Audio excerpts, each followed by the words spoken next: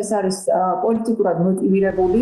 თელავის სახელმწიფო უნივერსიტეტის ასოცირებული პროფესორი თამარ მიქელაძე ამბობს, რომ ის პოლიტიკური რეპრესიების მსხვერპლია.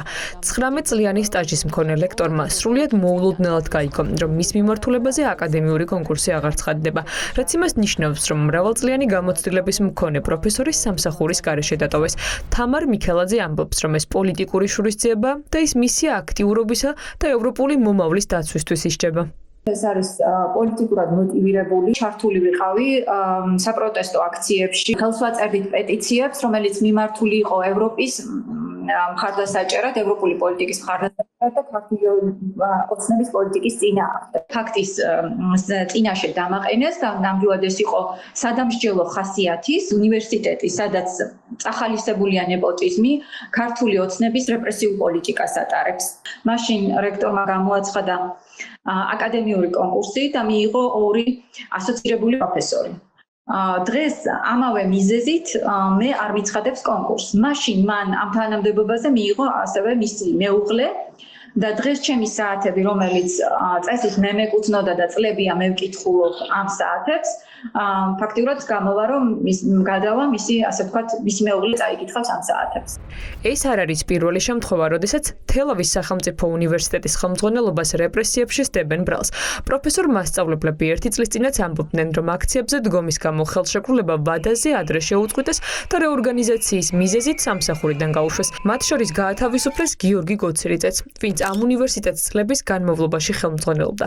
მისი სამსახურიდან გათავისუფლების გადაწყვეტილებას ხელი მისმა ყოფილმა სტუდენტმა, ამჟამად მოქმედმა რექტორმა შალვა ჭკადუამ მოაწერა. ეს უნდა ყოფილიყო დაშინება სხვა ადამიანებისადმი, რომ მათ არ მიეღოთ მონაწილეობა აი ასეთ აქციებში და მტერი სხვას კი არაფერს არ აკეთებდა. სწორედ ამ ინტელექტუალურ ელიტას ანადგურებდა წლებისა და საუკუნეების განმავლობაში და ქართველების ხელით, სამწუხაროდ და დღესაც ხდება ზუსტად ეს.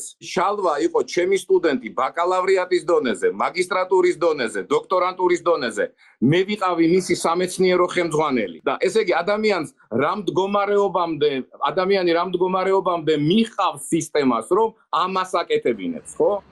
პროფესორებს ეჩვეავთ, რომ ეს მიზანმიმართული სადამსჯელო ღონისძიება, რომ ქართული ოცნების ხელისუფლების წინააღმდეგ ხმა ვერავინ ამოიღოს და აკადემიურ სივრცეში განსხვავებული პოზიცია არავინ გააშხეროს.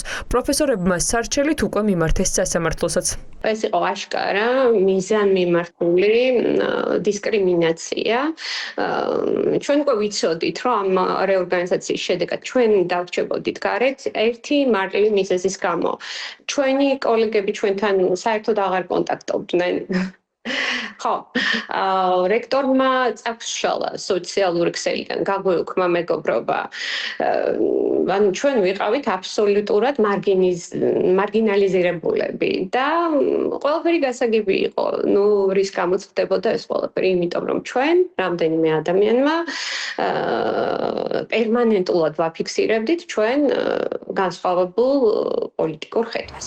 საჯარო უწყებებიდან პოლიტიკური ნიშნით გათავისუფლებულთა რაოდენობა იზრდება. ვინც ხმა მოიღო და ოცნების პოლიტიკა და ძალადობა გააპროტესტა.